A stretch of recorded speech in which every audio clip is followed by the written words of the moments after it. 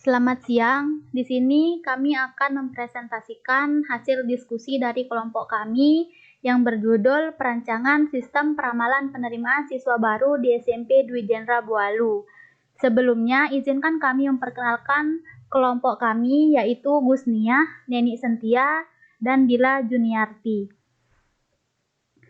Selanjutnya adalah use case diagram, di mana di sini terdapat dua level user, yaitu kepala sekolah dan juga wakil kesiswaan, di mana kepala sekolah di sini bisa melakukan login dan melihat laporan, sedangkan untuk level wakil kesiswaan bisa mengelola data user, mengelola data pendaftaran siswa, mengelola data kapasitas ruangan, mengelola data peramalan pendaftaran siswa, dan juga melihat laporan. Selanjutnya adalah kelas diagram, yang dimana di sini terdapat kelas user, kelas pendaftaran siswa, dan juga kelas kapasitas ruangan. Di mana kelas user di sini memiliki dua aksi, yaitu aksi tambah user dan juga ubah user.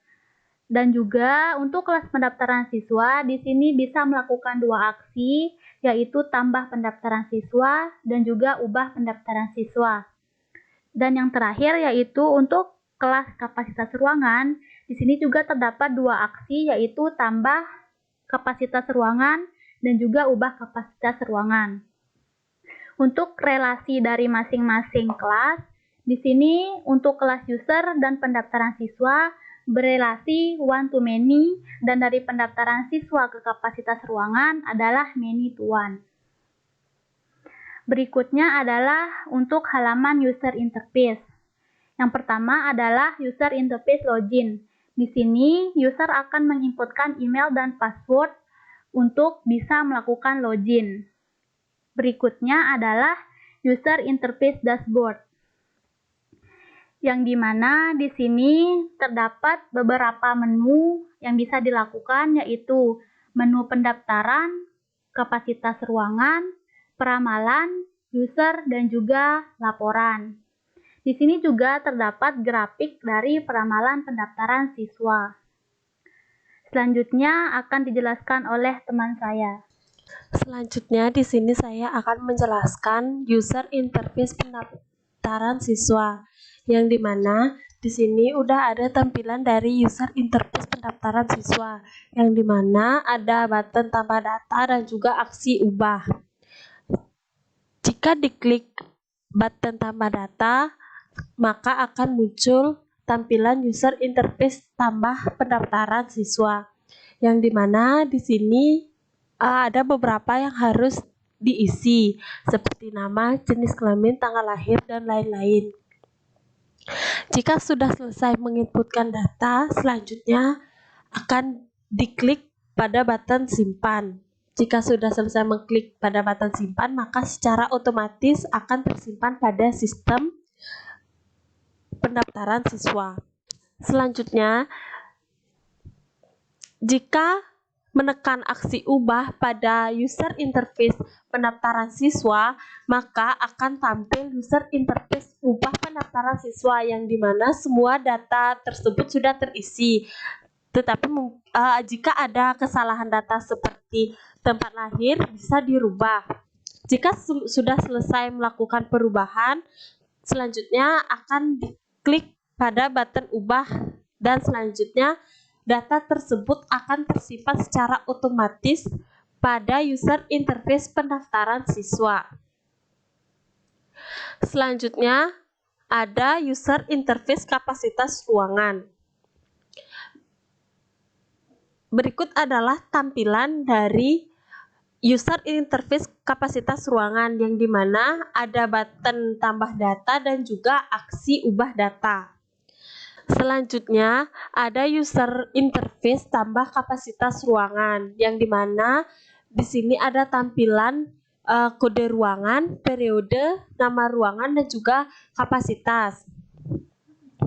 Jika sudah selesai menginputkan data pada kapasitas ruangan, selanjutnya akan mengklik button simpan. Kemudian data yang sudah tersimpan akan secara otomatis tersimpan pada sistem kapasitas ruangan. Selanjutnya ada user interface ubah kapasitas ruangan, yang dimana semua data pada kapasitas ruangan sudah terisi. Jika ingin merubah nama ruangan, dihapus nama ruangan yang pertama, kemudian diinputkan nama ruangan yang baru. Jika sudah, maka selanjutnya klik button ubah, dan secara otomatis data yang sudah kita rubah akan secara otomatis tersimpan pada kapasitas ruangan. Selanjutnya presentasi akan dilanjutkan oleh teman saya.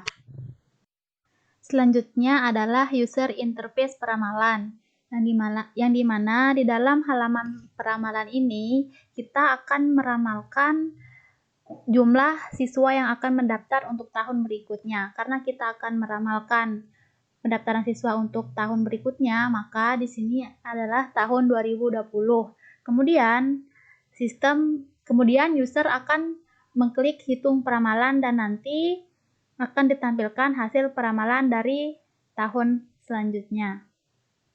Selanjutnya adalah user interface user, yang dimana di halaman user ini terdapat data-data atau user yang telah melakukan login. Di sini juga terdapat dua tombol aksi, yaitu tambah data dan juga ubah data. Selanjutnya adalah user interface tambah user, di mana di sini user bisa melakukan aksi tambah user. Jika user ingin menambahkan data user, maka di sini user akan menginputkan nama, email, label user, dan juga password, kemudian mengklik simpan, dan secara otomatis sistem akan menyimpan data user yang telah ditambahkan. Kemudian selanjutnya adalah user interface ubah user. Di sini user bisa mengubah nama, email, atau label, dan juga password user.